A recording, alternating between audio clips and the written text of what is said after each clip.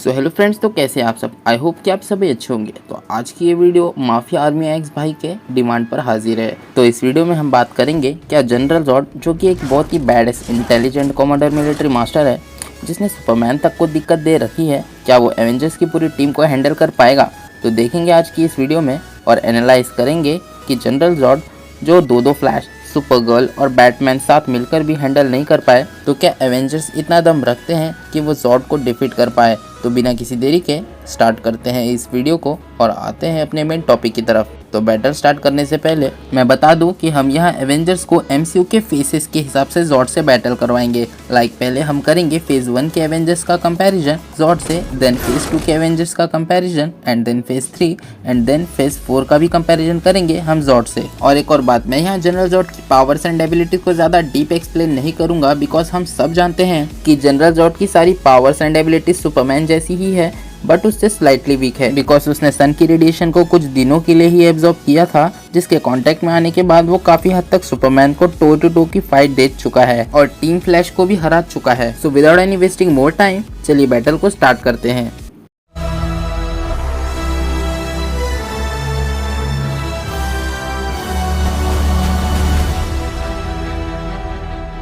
तो सबसे पहले देखते हैं क्या फेज 1 के एवेंजर्स जॉर्ड को टक्कर दे पाएंगे। तो इसका जवाब है नहीं, बिकॉज फेज 1 के अंदर मैक्सिमम एवेंजर्स ह्यूमंस है और इनमें से कोई जॉर्ड की स्पीड तक को डिटेक्ट नहीं कर पाएगा। लिटरली जॉर्ड कैप्टन अमेरिका और आयरन मैन जैसे एवेंजर्स को एक एक पंच में नॉकआउट करने का दम रखता है। वहीं दूसरी तरफ ब्लैक विडो और हॉकाई जैसे लोग तो यहाँ बिल्कुल यूजलेस होंगे। उन पर जॉर्ड का एक सिंपल अटैक भी उनके लिए जानलेवा हो सकता है। और वही बात करें हल्क की, तो यहाँ हल्क की स्ट्रेंथ में काफी ब्रूट फोर्स है, जिसे हल्क ने एक पंच में लेवाइथन को स्मैश किया है, मिलिट्री जेट्स तक को स्मैश किया है, जो कि कोई बड़ी बात नहीं है जॉर्ड के अगेंस्ट, बिकॉज जो ब्रूट फोर्स हल्क ने शो किया है वही सेम फेट्स नामेक और फ्लोरा भी शो कर चुके हैं। अपनी ब्रूट फोर्स से मिलिट्री जेट्स को चीज बटर की तरह डिस्ट्रॉयड करना हो या फिर सुपरमैन को लगभग टो टू टो की फाइट देना कुछ टाइम के लिए, जो कि हल्क के कंपैरेबल फीट थी। और हम सब जानते हैं ये जनरल जॉर्ड नामेक और फ्लोरा जैसे लीग से कई गुना ज्यादा पावरफुल और बेटर है हर एक मामले में। तो विदाउट एनी डाउट जॉर्ड हल्क को बहुत इजीली स्पीड ब्लिट्स कर देगा अपनी स्पीड और स्ट्रेंथ के दम पर। एंड बाय द वे जॉर्ड की स्पीड ही इतनी ज्यादा होगी कि हल्क उस पर अटैक ही नहीं कर पाएगा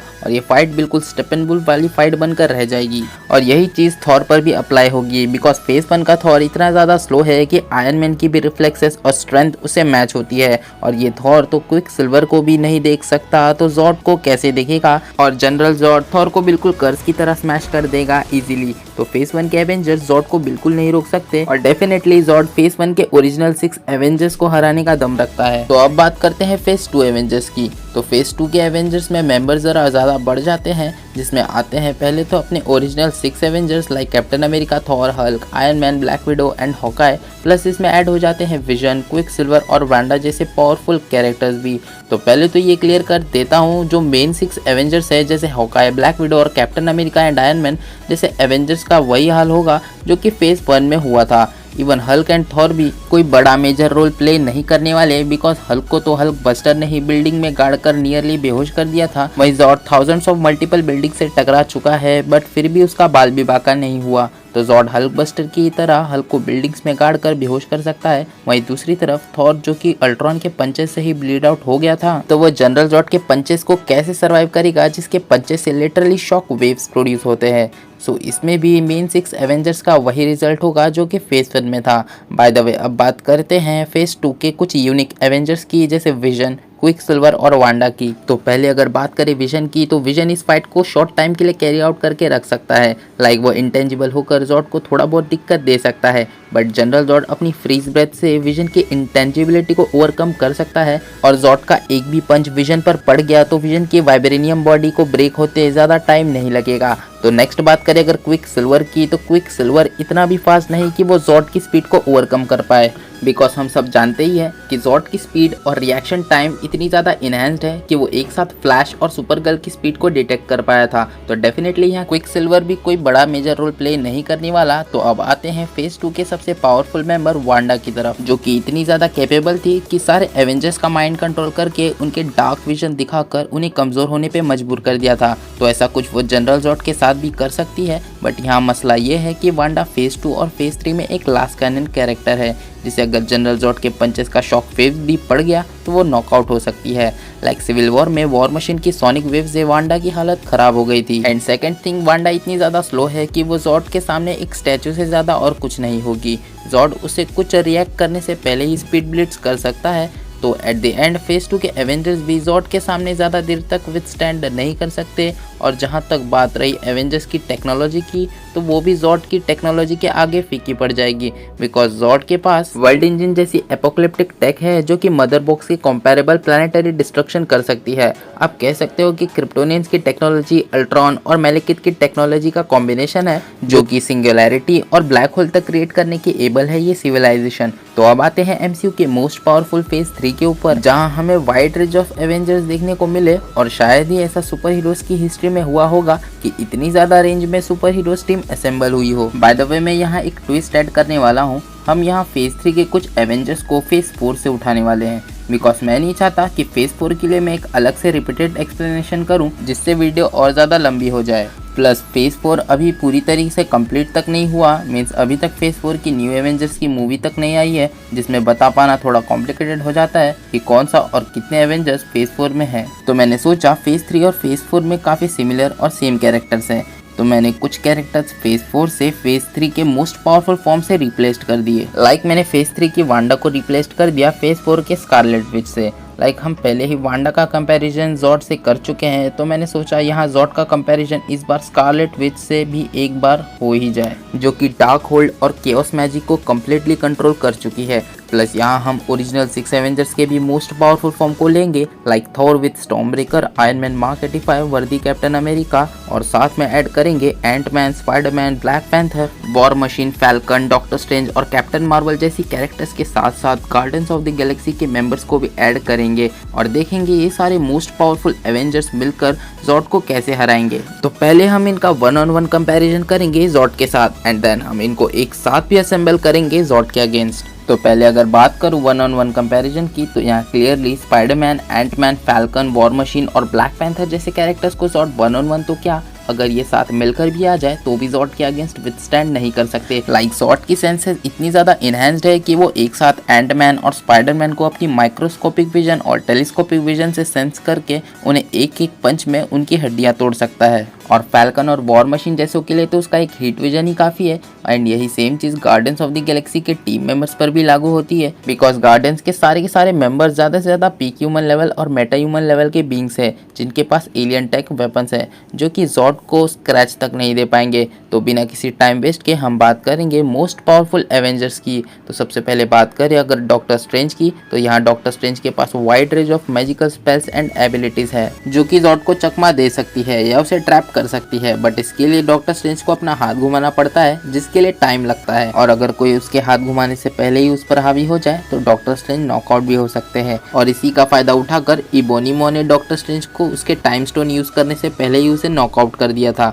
और इसी चीज का फायदा स्पाइडरमैन और डॉक्टर ऑक्टोपस जैसे लोग भी उठा चुके हैं। और डॉक्टर स्ट्रेंज का सबसे वीक पॉइंट भी यही है कि वो एक लास्ट कैनन कैरेक्टर है, जिसे जनरल जॉर्ड उसके कुछ रिएक्ट करने से पहले ही उसे स्पीड ब्लिट्स कर देगा, जिससे डॉक्टर स्ट्रेंज की मौत भी हो सकती है, क्योंकि हमने देखा है क्रिप्टोनियंस का एक भी अटैक से ह्यूमंस की जान भी जा सकती है, जैसे बैटमैन की चली गई थी दी फ्लैश मूवी में। नामेक के एक ही अटैक से बैटमैन मरने की हालत में आ गया था, और यहाँ तो जनरल जॉर्ड है जो कि नामेक जैसे क्रिप्टोनियन से कहीं गुना ज़्यादा ओपी है। तो डॉक्टर स्ट्रेंज जैसे ग्लास कैनन कैरेक्टर जॉर्ड के लिए कोई दिक्कत नहीं होने वाली है। तो नेक्स्ट बात करें अगर आयरन मैन मार्क 85, वर्दी कैप्टन अमेरिका और प्रोफेसर हल्क की, तो ये तीनों अपने मोस्ट पावरफुल वर्जन में भी जॉर्ड के सामने ज़्यादा देर तक टिकने नहीं वाले। जॉर्ड इन्हें स्लॉटर कर सकता है, जैसे एंड गेम में थैनोस ने ट्राइनेटी का किया था। नेक्स्ट अगर बात करें कैप्टन मार्वल की, तो कैप्टन मार्वल को मार्वल का मोस्ट पावरफुल एवेंजर्स बताया गया है, और हम कह सकते हैं कि कैप्टन मार्वल की स्ट्रेंथ लो क्लास क्रिप्टोनियन लाइक नामेक और फ्लोरा जैसी है, या उससे भी थोड़ा ज़्यादा हो सकती है। बट कैप्टन मार्वल की स्पीड काफ़ी ज़्यादा इम्प्रेसिव है, जो कि स्पेस में स्पीड ऑफ लाइट को भी क्रॉस कर जाती है, बट ऑन अर्थ उसकी स्पीड आयरन मैन मार्क 85 जितनी हो जाती है। इसके अलावा वो एनर्जी को एब्जॉर्ब करके फोटोन ब्लास्ट प्रोड्यूस कर सकती है, जो कि हीट विजन को काउंटर कर सकती है। तो यहाँ कैप्टन मार्वल एक एवरेज सुपर हीरो से कहीं ज्यादा बेटर और पावरफुल है। पर क्या इतना सब कुछ काफी होगा जॉर्ड को हराने के लिए? तो इसका जवाब है नहीं, बिकॉज जॉर्ड ने सुपरमैन को टॉप टायर फाइट दी है और ये वही सुपरमैन था जो कि 25 से 30 सालों तक सन की प्रेजेंस में रहा है और सन की रेडिएशन एब्जॉर्ब करते करते एक प्लैनेट से भी ज्यादा टफ हो गया था और उसी सुपरमैन को जनरल जॉर्ड टो टू टो की फाइट दे पाया था। वहीं दूसरी तरफ कैप्टन मार्वल की स्ट्रेंथ नामेक और फ्लोरा जैसी है जो कि हल्क की स्ट्रेंथ को राइवल करती है और जैसा कि मैं बता चुका हूँ, जनरल जॉर्ड फ्लोरा, नामेक और हल्क के लीग से कई गुना ज्यादा बेटर स्ट्रेंथ पोजेस करता है जो कि कैजुअली शॉक वेव्स क्रिएट करने के एबल होती है। बट यहाँ अगर कैप्टन मार्वल को कुछ एडवांटेज होने वाला है तो वो है उसकी एनर्जी एब्जॉर्प्शन की एबिलिटी जो उसे जॉर्ड के हीट विजन को एब्जॉर्ब करने में मदद करेगी। बट ये ट्रिक जनरल जॉर्ड पर ज्यादा देर तक काम नहीं करने वाली, बिकॉज जनरल जॉर्ड का पावर सोर्स सन है जो उसे लिमिटलेस एनर्जी प्रोवाइड करता रहेगा और मे बी कैरल जॉर्ड को शॉर्ट टाइम के लिए बराबरी की टक्कर भी दे दे उसकी हीट विजन की एनर्जी एब्जॉर्ब करके। बट हम सबको पता है कैरल थैनोस के पावर स्टोन वाले पंच से नॉकआउट हो गई थी, तो यहाँ जनरल जॉर्ड भी अपने पंच पावर का यूज करके उसे नॉकआउट कर सकता है। इसके अलावा जॉर्ड के पास थाउजेंड्स ऑफ ईयर्स का फाइटिंग एक्सपीरियंस भी है जहाँ कैरल आस पास भी नहीं आती, तो इस फाइट का विनर डेफिनेटली जनरल जॉर्ड ही होगा। तो अगर नेक्स्ट बात करें हमारे गॉड ऑफ थंडर थॉर की, तो थॉर को थॉर रैग्नारॉक से लेकर इन्फिनिटी वॉर तक काफी अच्छे अपग्रेड्स मिले थे। लाइक वो रैग्नारॉक में बिना किसी वेपन के हल्क को ओवरपावर्ड कर रहा था और इसी फाइट के बीच उसने लिटरली सोनिक बूम तक क्रिएट किया था। इसके अलावा वो ओडिन के डिवाइन लेक्चर बूस्ट के बाद पहले से 3 टाइम ज्यादा स्ट्रांग हो गया था, जिसकी बदौलत वो कुछ हद तक हेला को भी एसगार्ड पर टो टू टो की फाइट दे पा रहा था। निडावेलर के स्मॉल बून साइज डायसन स्पीयर को अपनी स्ट्रेंथ से मूव कर पाया था और स्टॉर्म ब्रेकर मिलने के बाद तो उसकी स्ट्रेंथ स्पीड और ज्यादा इनहेंस्ड हो गई थी। इसके अलावा उसके पास और ज्यादा एबिलिटीज आ गई स्टॉर्म ब्रेकर के थ्रू, लाइक वो बाइफ्रोस्ट समन करके खुद को टेलीपोर्ट कर सकता है, प्लैनेट्स को डिस्ट्रॉय कर सकता है। तो अब देखेंगे जॉर्ड और थॉर में कौन है सबसे ज्यादा पावरफुल। तो देखो यहाँ थॉर की स्ट्रेंथ नियर बाय जनरल जॉर्ड आ जाती है बिकॉज ऑफ ओडिन बूस्ट, जिसकी वजह से उसने हल्क को बिना वेपन्स के ही ओवरपावर्ड कर दिया था और जनरल जॉर्ड और सुपरमैन की तरह सोनिक बूम क्रिएट कर पा रहा था। इवन हेला जैसी इमॉर्टल गॉड ऑफ डेथ को एसगार्ड में भी टो टू टो की फाइट दे पा रहा था और स्टॉर्म ब्रेकर आने के बाद तो उसका लेवल ही अलग था। बट वहीं दूसरी तरफ जनरल जॉर्ड अपने पंचे से कैजुअली साउंड बैरियर को ब्रेक करते हुए शॉक वेव्स प्रोड्यूस कर पा रहा था और सुपरमैन की स्ट्रेंथ को राइवल करते हुए उसे अच्छी खासी टक्कर दी थी। और ये वही सुपरमैन है जो कि 30 सालों से सन के प्रेजेंस में रहा था और लिमिटलेस स्ट्रेंथ, स्पीड और स्टेमिना पोजेस करता था। और जैसा कि मैं बता चुका हूँ, जॉर्ड, नामेक, फ्लोरा और हल्क जैसों के लीग से ऊपर की पावर लेवल पोजेस करता है। तो थॉर का एमसीयू के हल्क को हराना कोई बड़ी बात नहीं जॉर्ड के लिए भी, क्योंकि हल्क को फ्लोरा और नामेक जैसे क्रिप्टोनियन भी हराने का दम रखते हैं जो कि सुपरमैन तक को शॉर्ट टाइम के लिए ओवरपावर्ड कर पाए थे। तो मेरे हिसाब से जनरल जॉर्ड और थॉर की स्ट्रेंथ नियरली इक्वल है फीट वाइज, बिकॉज जहां थॉर को पावर बूस्ट मिलने के बाद भी वो हेला को नहीं रोक पा रहा था, वो भी वेलकरी के साथ मिलकर भी। वहीं दूसरी तरफ जनरल जॉर्ड सुपरमैन को नहीं हरा पाया था और दोनों सिचुएशंस में हेला को पावर एसगार्ड से मिलती थी और वहीं दूसरी तरफ सुपरमैन को पावर सन से मिलती थी। और ये दोनों सिनेरियोज में ही ये दोनों अपने दम पर हेला और सुपरमैन को नहीं रोक पाए थे। तो इसलिए मेरे हिसाब से स्ट्रेंथ काफी हद तक सेम लेवल पर है। बट वहीं दूसरी तरफ बात करो अगर थॉर की स्पीड और रिफ्लेक्सेस की, तो यहाँ तो वो जनरल जॉर्ड से बहुत ज्यादा पीछे है, बिकॉज जहाँ जनरल जॉर्ड का रिएक्शन टाइम इतना क्विक है कि वो एक साथ फ्लैश और सुपर गर्ल को देख पाया था और सुपरमैन की स्पीड को भी राइवल कर चुका है। और यहाँ इसी वजह से जॉर्ड को स्ट्रेंथ में भी एडवांटेज मिलेगा, बिकॉज स्पीड की वजह से उसकी स्ट्रेंथ फोर्स भी इनहेंस्ड हो जाती है, जिसकी वजह से वो अपनी स्पीड और स्ट्रेंथ को कंबाइन यूज करके थॉर को स्पीड ब्लिट्स कर सकता है। बट वहीं दूसरी तरफ थॉर के पास उसका स्टॉर्म ब्रेकर भी है यहाँ, जिसका एक हिट लगने से भी जॉर्ड की बॉडी कट हो सकती है। बट हमें ये नहीं भूलना चाहिए कि जनरल जॉर्ड की स्पीड ही इतनी है कि वो एक साथ थॉर और स्टॉर्म ब्रेकर को स्लो मोशन में देख सकता है और उसे डॉज भी कर सकता है। और अगर जनरल जॉर्ड चाहे तो वो भी थेनोस की ही तरह थॉर का स्टॉर्म ब्रेकर मिड एयर में ही कैच करके उसका वेपन उसी के खिलाफ यूज कर सकता है, जिससे थॉर की जान भी जा सकती है। और जनरल जॉर्ड ये इतनी ज़्यादा स्पीड में करेगा कि थॉर को रिएक्ट करने तक का मौका नहीं मिलेगा। तो स्टॉर्म ब्रेकर जितना बड़ा एडवांटेज है थॉर के लिए, उससे कहीं ज़्यादा बड़ा डिसएडवांटेज भी है, बिकॉज इस चीज़ का फायदा गॉर द किडनैपर ने भी उठाया था और थॉर का स्टॉर्म ब्रेकर लेकर ही भाग गया था। और यही चीज़ जॉर्ड को एडवांटेज देगी और जॉर्ड ज़रा भी होल्ड बैक नहीं करेगा स्टॉर्म ब्रेकर लेने में और थॉर को मारने में। बट फिर भी थॉर को यहाँ 1500 सालों का फाइटिंग एक्सपीरियंस है, तो वो कुछ जुगाड़ कर सकता है। और जहाँ तक बात करूँ थॉर की बाकी पावर्स की, तो थंडर स्ट्राइक और लाइटनिंग स्ट्राइक करने के अलावा वो ज़्यादा कुछ नहीं कर सकता। वहीं दूसरी तरफ जॉर्ड के पास हीट विजन के अलावा भी freeze breath, wind breath, X-ray vision, microscopic vision and super senses है।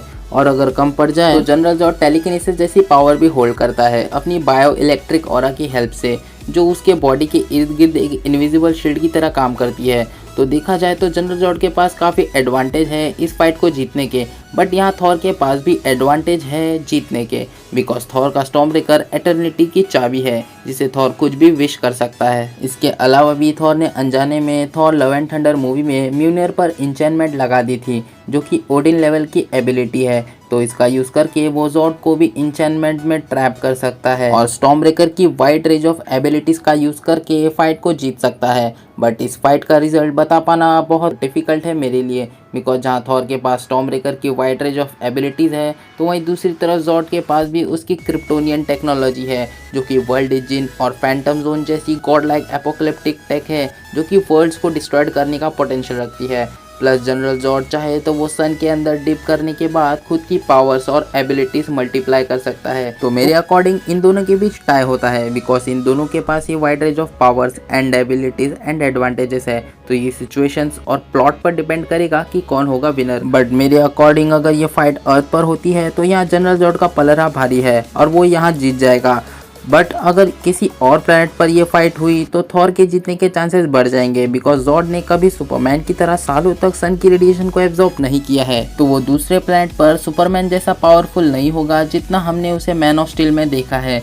तो इतनी बड़ी फाइट के बाद हम आते हैं अपने सबसे फाइनल और ट्रू पावरफुल एवेंजर की तरफ, जो कि एक नेक्सस बीइंग है और इस बीइंग को स्कारलेट विच कहते हैं। तो स्कारलेट विच कितनी पावरफुल है इस बात का अंदाजा आप इसी बात से लगा लोगे कि उसने अपने ह्यूमन फॉर्म में थैनोस को एंड गेम में नियरली मार डाला था, प्लस एक हाथ से थैनोस विद इन्फिनिटी स्टोन को रोका, at the same time Mind Stone gem को भी डिस्ट्रॉय कर दिया था। इसके अलावा उसने अगाथा जैसी विच को हराया है, जो कि ऑलरेडी काफी सारे विचेस की पावर्स को एब्जॉर्ब कर चुकी थी। इसके अलावा उसने मल्टीवर्स ऑफ मैडनेस में डॉक्टर स्ट्रेंज को मल्टीवर्स में भगा के मारा था। और ये तो कुछ नहीं, उसने अकेले पूरी की पूरी इल्यूमिनाटी टीम का चाइनीज भेल निकाल दिया था। स्कारलेट विच का केओस मैजिक और डार्क होल्ड पर पूरा कंट्रोल है, जिसकी वजह से वो रियलिटी को अपने सोचने बराबर से ही क्रिएट और डिस्ट्रॉय कर सकती है, जैसे उसने अपने बच्चे और विजन को रियलिटी में एग्जीक्यूट किया था। और लिटरली उसका ये हैक्स मैजिक पूरे मार्वल मल्टीवर्स तक के रेंज में फैला हुआ है। लाइक लिटरली उसने मल्टीवर्स में जितने भी डार्क होल्ड थे उन सभी को रियलिटी से इरेज कर दिया था। तो अब तो आपको पता चल गया होगा कि यहाँ जनरल जॉर्ड का चाइनीज निकलने वाला है, बिकॉज यहाँ स्कारलेट विच की ड्यूरेबिलिटी भी काफी ज्यादा हद तक हेला जैसी है, जिसकी वजह से जॉर्ड के पंचेस उसे ज्यादा देर तक रोक कर नहीं रख सकते। अब आप कहोगे जॉर्ड की स्पीड तो फ्लैश जितनी है, तो स्कारलेट विच उसे देख ही नहीं पाएगी। तो भाई ऐसा नहीं है। स्कारलेट विच बनने के बाद उसने एक साथ इल्यूमिनाटी की टीम को हैंडल किया था और वहाँ कैप्टन मार्वल भी थी, जिसे स्कारलेट विच ने इजीली डिटेक्ट कर लिया था। और पहली बात जिसने कैप्टन मार्वल को मारा था वो कोई ट्रू स्कारलेट विच भी नहीं थी, बल्कि स्कारलेट विच के दूसरे यूनिवर्स की एक अवतार यानी डॉपलगैंगर थी, जिसे स्कारलेट विच बैठकर कंट्रोल कर रही थी। सोचो अगर उसके इस डॉपलगैंगर में इतनी कैपेबिलिटीज थी तो ट्रू स्कारलेट विच क्या नहीं कर सकती। और स्कारलेट विच ही वो एवेंजर है जो कि जॉर्ड को 1-on-1 बैटल में डिफीट कर पाएगी, अदरवाइज यहाँ एवेंजर्स का हारना पक्का था। तो अब अगर बात करें क्या हो अगर पूरी एवेंजर्स एंड गेम टीम एक साथ असेंबल हो जाए जॉर्ड के अगेंस्ट, तो देखो जॉर्ड को हमेशा जो उसकी स्पीड का एडवांटेज रहता था अब वो भी ओवरकम होने वाला है, बिकॉज जॉर्ड की स्पीड और स्ट्रेंथ को मैच करने के लिए captain Marvel, Thor, Hulk, iron Man, Mark 85 और भी बहुत सारे हैवी हिटर्स होंगे उसे रोकने के लिए, जिस चक्कर में जॉर्ड बिजी होगा। और eight the same time Scarlet Witch ने अपने कियोस हैक्स का यूज करके जॉर्ड को जकड़ लिया, तो डेफिनेटली थॉर अपने स्टॉर्म ब्रेकर से उसका सर काट सकता है, डॉक्टर स्ट्रेंज उसे किसी और डायमेंशन में ट्रैप कर सकता है, मैंटिस उसे स्लीपिंग हेलुसिनेट कर सकती है। तो यहाँ अगर सारे एवेंजर्स एक साथ टूट जाए जॉर्ड पर तो जनरल जॉर्ड का हारना पक्का है, बिकॉज साथ होने पर ये अपनी wide range of powers and abilities को कंबाइन करके जॉर्ड के हर एक एडवांटेजेस और पावर्स को ब्लॉक कर सकते हैं। तो आज की वीडियो को यहीं पर रैप अप करते हैं, तो मैं मिलूंगा अपनी नेक्स्ट वीडियो में। तब तक के लिए इस वीडियो को लाइक, शेयर एंड सब्सक्राइब जरूर कीजिएगा। तब तक के लिए गुड बाय।